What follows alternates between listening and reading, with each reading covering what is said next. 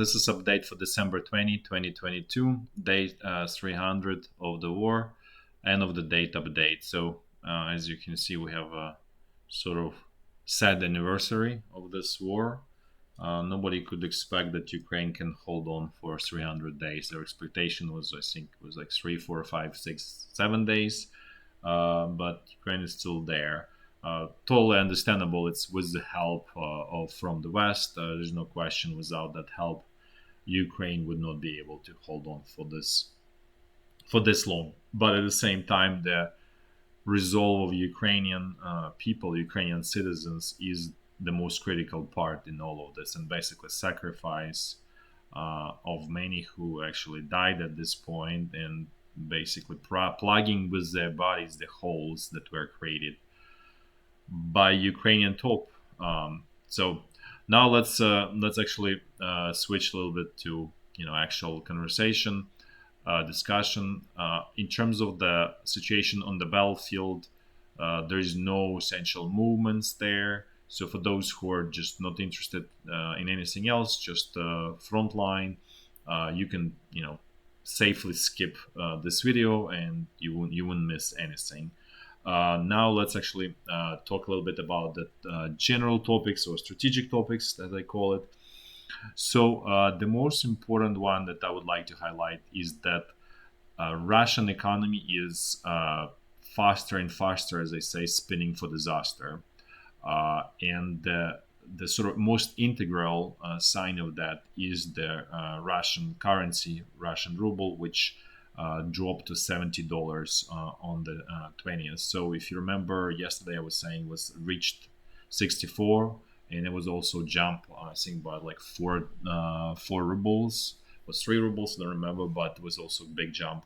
So it's as you can see, this is a result of printing. Well, printing is technically not the right word, but emitting unbacked credit. That's basically, or issuing currency which is unbacked.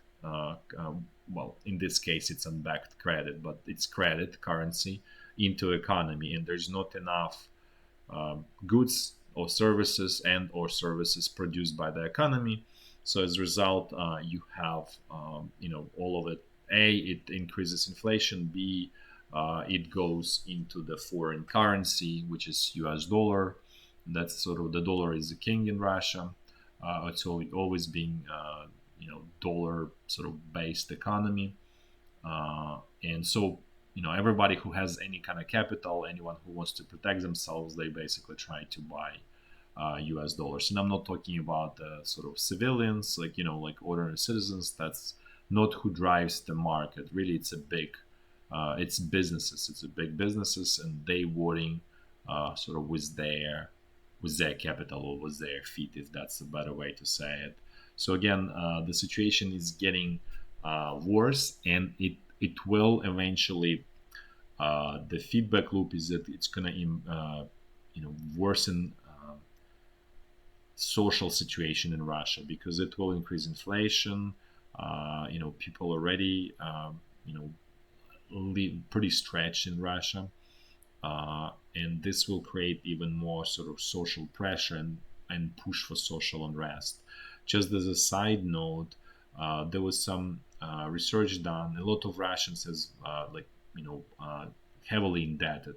Basically, they have mortgages, and the typical sort of share of income that's being paid, and that's gross income, that's being paid by those who have mortgages, it's 40%. But in many regions, and especially in expensive ones such as Moscow, I think it was Nizhny Novgorod, probably also in St. Petersburg, this reaches 60%. So people basically paying out 60% of their gross income. So just so you understand. And the taxes are not that high. I think it's like 14% is the sort of, I think it's a flat tax rate in Russia. But still, you pay 14%, you pay 60, so it's how much? 74. You have 26% to live on, and that's not really, not so easy. Let's put it this way. So there's a lot of stretched people beyond their means, and this will push them over this situation will push them over the edge. This is also probably driven, sort of the trigger for this, sort of optically, is that crude oil shipments were seaborne shipments reportedly went down by 50%. This is from Bloomberg, so again, it's not Russian source, so to what extent it is correct, uh, probably directionally it is correct.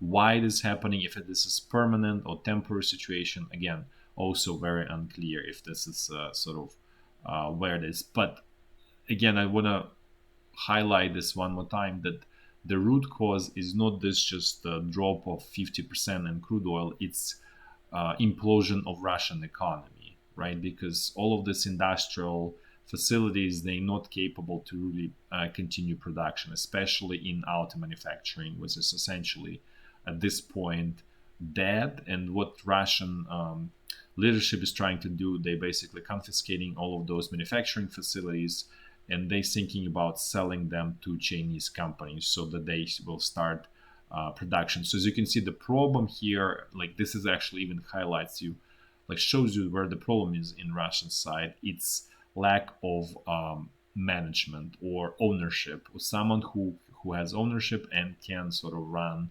large, organize and run large enterprise. So that's just that's a problem, and it was always problem of Russia was Soviet Union before Russia, and Russian Empire, the same recurring issue, and it really goes back to actually the culture, and that's why for the most part all of this industry was dominated by the foreigners during Russian Empire, and during Soviet Union it was basically always purchased imported equipment, which quickly was run into the ground, and then new buying new, and it never really worked in the Soviet Union. So Russia kind of goes back to that situation, because again, it was kind of like times of Russian Empire where the foreigners were essentially running all of this industrial manufacturing businesses.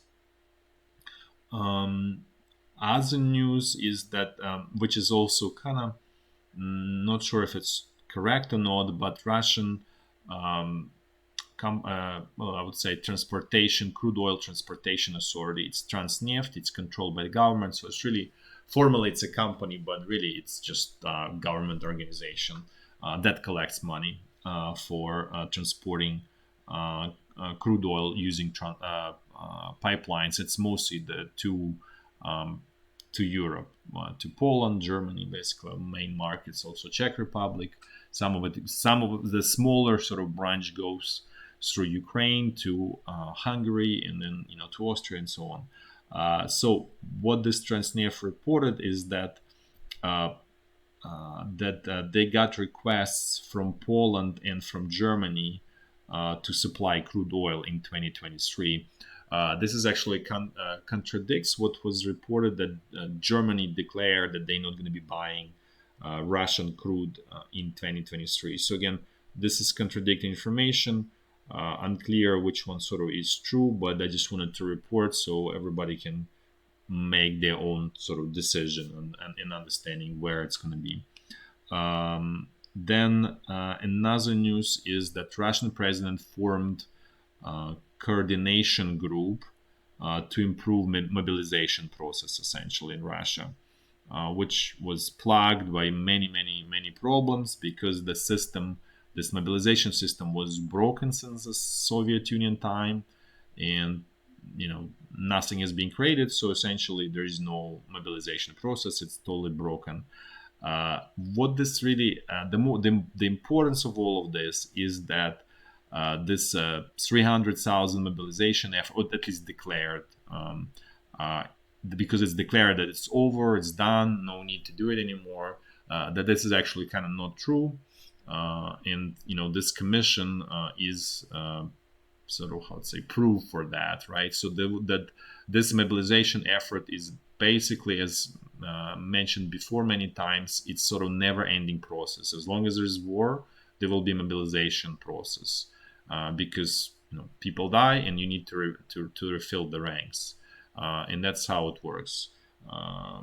Because Wagner mercenaries, they can maybe uh, how to say, deal with this section of the front line. By entire front line, they cannot, obviously there's not enough sort of prisoners and people who just interested to go there for the money. So you need sort of compulsion, because most people fully realize that the chances of dying are pretty high.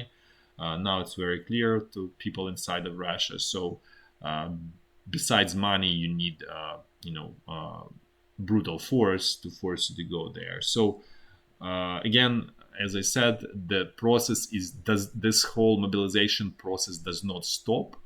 And reality is, I don't have any proof, but reality is that more and more, like all the time, there are more people being sort of mobilized into Russian army and trained. So eventually, it's not gonna. It's definitely not 300,000. It's a larger number. Nobody knows except for Russian leadership what it is. There is another interesting trend in Russia that I observe is increasing number of accidents on various kinds of infrastructure, mostly energy. So all kind of refineries blow up, or some other manufacturing facilities blow up. This is not because of Ukrainian some commander groups doing that, not at all. The reality of it is that this is because of the lack of the maintenance. Since a lot of the equipment has been imported from the West, now it's in general the maintenance was generally a problem in Russia and in Soviet Union. So all equipment is poorly maintained in the first place. But now you don't even have that sort of rudimentary maintenance, so things start to blow up here and there, and it's happening with increasing frequency, I would say. So that's another thing that serious problem for Russia, because eventually it can grind Russia to a halt. It has a lot of resources, but the facilities that can process those resources will not be able to do that. So that's a very clear, trend and very clear threat and the problem for the Russian side. Then let's switch a little bit to Ukraine. And in Ukraine, Ukrainian president flew to the U.S. It was sort of unannounced, call it like sort of secret visit, for obviously for security reasons, all very understandable. The report, that's I think CNN reporting that, which it did report 3 or 4 days ago, that Ukraine is gonna get Patriot missile system, anti-air defense systems, and as I mentioned before, it does look to be very true. Because there are Ukrainian crews that are being trained to operate Patriots. So that makes a lot of sense. So we'll find out within 24 hours, I believe, if that's happening. In addition, Ukraine is going to get sliding bombs, which means it's guided bombs now.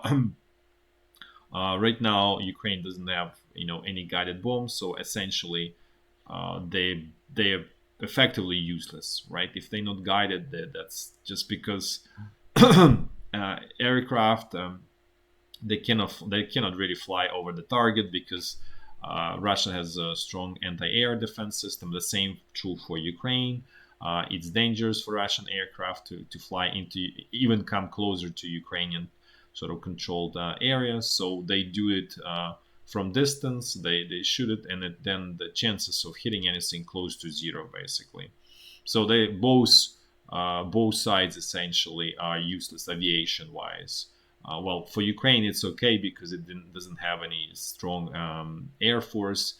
For Russia it's a problem because they cannot effectively utilize its own air force at this point.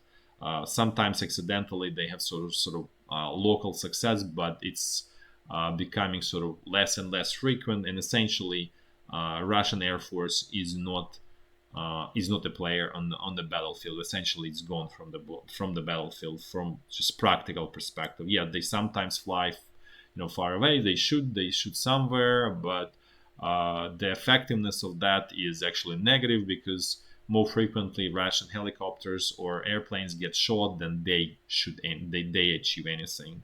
Again, going to the gliding bombs. Sorry, I said sliding, gliding bombs, because that really changes situation for Ukrainian side because uh, they increase effectiveness of the Ukrainian Air Force tremendously, and not exposing Ukrainian airplanes to the Russian anti-air fire. So basically, you can approach to, like, let's say 50 kilometers away from the front line, and just drop that bomb, and it will glide towards the target.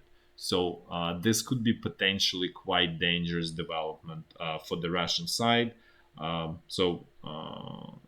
it will be strong sort of addition for Ukrainian defenses. Let's see if this will materialize. As a side note, those gliding bombs, they are not rocket science. It's pretty primitive in general, technology-wise, but because, as I said before, Ukrainian leadership is more concerned about corruption for their own benefit than anything else. So never was any money spent, and they don't allow anybody else to do that. So there is to keep control over the society, and the same is true in Russia. So basically, both sides effectively don't have gliding bombs, and as I said, cannot effectively at this point use their air force systems. Air Force, just Air Force. Now let's switch a little bit to China. China is also slowly, I guess you can say slowly, maybe not so slowly at this point, imploding. So there was news that Chinese state budget deficit reached 1.1 trillion US dollars for 11 months. So this is cumulative, and this is not at only like sort of top level, but also like regional budget. So this is kind of like like the whole system, right?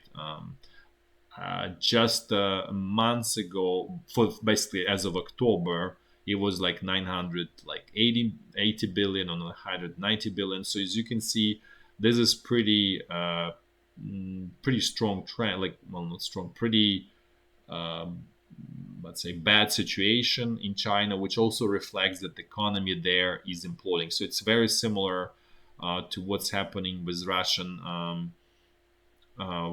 ruble. The root causes are the same. The economy is not working; it's imploding. Except in China, for now, it's being reflected more in the state deficit. Eventually, it will go into the Chinese currency, which also was under stress and weakening. But China still has a very large uh, U.S. dollar reserves that it's actually using to intervene to keep the Chinese currency from falling more. They also do sort of more verbal interventions by asking not to not to buy U.S. dollars and all that stuff. But eventually, with this pace, they will lose the game. So this is probably we're at the beginning of that.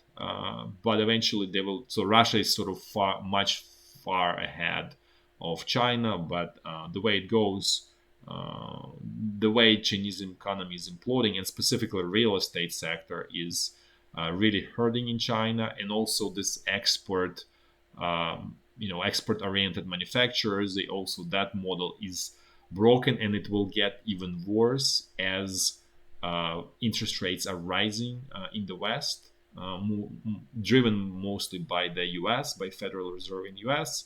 That will lead to shrinking consumption in the West, and that will hit mightily all of this Chinese export manufacturers.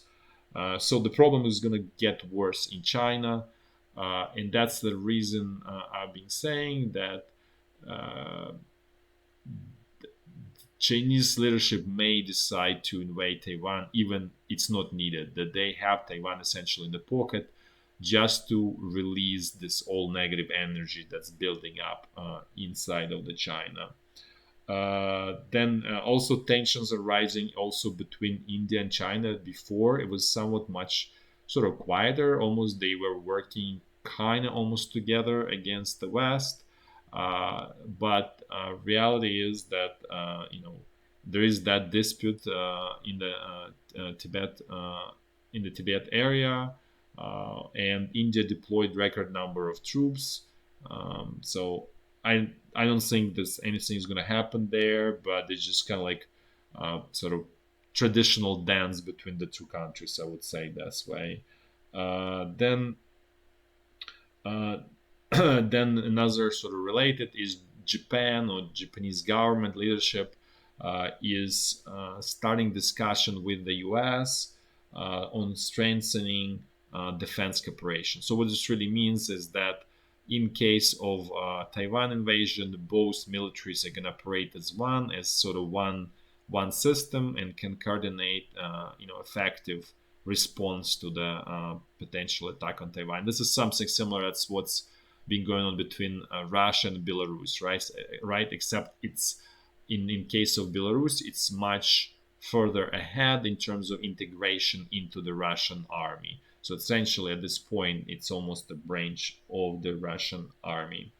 Also, there is sort of desperate, I would say, desperation attempts by the Chinese leadership, which was, calling on the German Chancellor or Prime Minister Olaf Scholz, who is Chinese lobbyist in Europe and in Germany specifically. Basically, is almost, I would say, Chinese agent of influence there. So Chinese president was calling on him, asking for strengthen cooperation between China and Germany, and by Germany means entire European Union, without interference of the third parties, which is he was referring to the U.S. in sort of double speak. So again, this obviously, let's say, basically this is just this, as I said, desperation sort of speech and call, and everybody understands that that's not going to happen. Nevertheless, he still tries. Now let's move to the actually let's just quickly discuss Ukrainian power grid. It's still sort of hanging on the sort of verge of the life and death, closer to death. Many users don't have, specifically in Kiev, because this is kind of like a this is what's Russian side Russia is targeting in the first place. So many users don't have electricity for 12, 16 hours so far. So the situation is getting critical. Um, you know, hard to predict where it goes, but if we sort of extrapolate the situation, this means that the grid will collapse at some point. I don't know, maybe in 10 days, maybe 20. Assuming in that, by that I mean that Russia will continue its attacks, which it has resources to continue, despite all of the sort of lies of Ukrainian propaganda and I would say Western propaganda that Russia is running out of ammunition, out of rocket or missiles, out of this or that. That's obviously not true by any means. They definitely don't have as much as they used to have. That's for sure. But they have enough to continue their attacks and sort of finish off Ukrainian power grid. The problem and the reason Ukrainian propaganda is sort of discussing that, because to hide problems in Ukraine and mistakes of Ukrainian leadership that cannot uh, build effective anti-air defense system.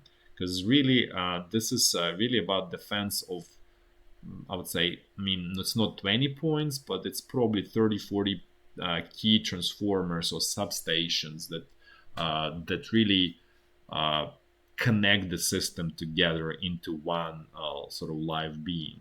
And even after all of these attacks, they still not protected. Even Ukraine got this Iris T system, NASAMS, and many other things, and even this that Gepard, which could be very useful tool against the Iranian UAVs, which actually would be perfect tool.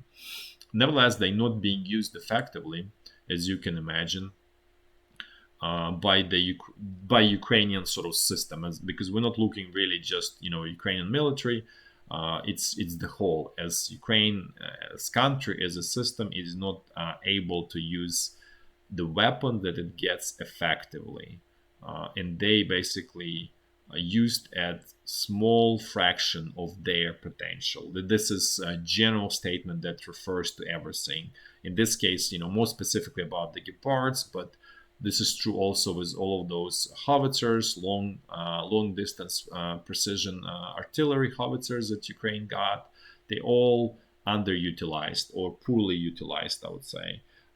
So again, the situation here goes into sort of in the negative direction. The most likely scenario is negative for Ukraine, and it's obviously cold. It's gonna get colder because relatively December is relatively warm months. The coldest month is January in Ukraine typically, and so this might be the perfect storm. They may happen sometime in January where it's going to be very cold and the system will collapse, and it's just going to be chaos, problem, and uh, you know probably a lot of dead people who will freeze.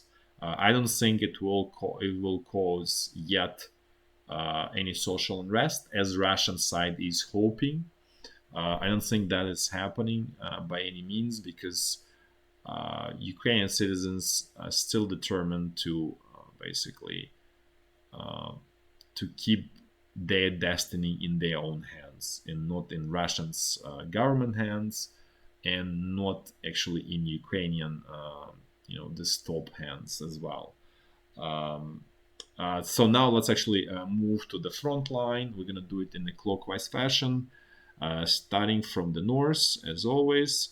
So along the state border, there are more attacks, retaliatory attacks from Ukrainian side. Um, they, as I said many times before, it's a needle for elephants. They're not really doing anything except for just the noise and propaganda purposes. Nevertheless, Ukrainian side military style. So actually, it's probably more Ukrainian political side is doing it. Leadership. Now let's jump to North Lugansk front line. Here, as you can see, at this point, situation is more or less getting clear that Russian side is on offensive. They don't have sort of full initiative, but it's definitely Ukrainian side lost initiative and largely on the defensive side at this point. But the situation doesn't change in terms of Ukrainian forces able to defend the ground. They're not losing anything here, and there is no sort of uh, imminent chance of sort of negative developments here. This section of the front line is probably one of the better ones in terms of the stability for Ukrainian side, given that Ukraine does not have ability right now to do offensives. Uh, Now let's jump to North Donbass. Things here, this is the worst, as we all know. Everybody who watches and listens, this is the worst one for Ukrainian side. So as you can see, Wagner mercenaries continuing their attacks everywhere without uh, successes or territorial gains today. Well, there are some you know, uh, 50, 100 meters gained by Wagner mercenaries on outskirts of Bakhmut, but it just essentially it's like frontal squeeze of Ukrainian troops doesn't lead to anything. Essentially, Wagner mercenaries are losing more than gaining by doing that. Um, Now let's look at the sort of southern section. The same things. Russian troops continuing their attacks. Right now they're really focused on capturing this Opetne, which is not going to be super easy, and then they trying to sort of you know exploit this situation and move kind of more towards west, with the idea of moving then eventually north and forcing withdrawal from Bakhmut. But so far they, you know, it's still not there. Let's put it this way, not even close. But they definitely made quite a bit of progress. I'm not saying that things somehow got better for Ukrainian side. This whole front line, you can even see how many sort of dings it has, and essentially it's becoming less and less defendable. Where you probably will need to do strengthen the front line for Ukrainian side.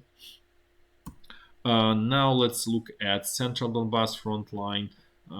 Russian forces here are a little bit more active today. They finally resumed their attacks out of Pisky salient without any success. Still trying to capture Marinka. Also, looks like all of those successes were just Russian propaganda fantasies. So, still not anywhere close to getting there. Then as you can see, Russian command decided to change direction of attack. So before, if you remember, like a month ago, they attacked Pavlivka, captured it, paid the extremely heavy price, but the goal was Vuhledar, and it's sort of not attackable from Pavlivka. You're just going to be totally suicidal attack because of the terrain, because Vuhledar is about like 20-30 meters higher than Pavlivka, and so you just it's just suicidal attack. So finally, Russian command realized that and then decided to move a little bit towards the west. Well, the other thing that they tried to attack Velika Novosilka, which also failed, and now they trying to sort of basically they're looking for weak links. So now they're trying to basically get across this road that connects Novosilka and Vuhledar essentially. They probing Ukrainian defenses here, so this was the first time that they did it. But we'll see if Ukrainian defenses are strong enough here. I would, probably they are, but the experience will tell us if that's true. Now let's just quickly look at Zaporizhya front line. Here things are quiet and sleepy, and probably will stay like that for some time. That's it for today. Thanks for watching, and until tomorrow. Bye bye.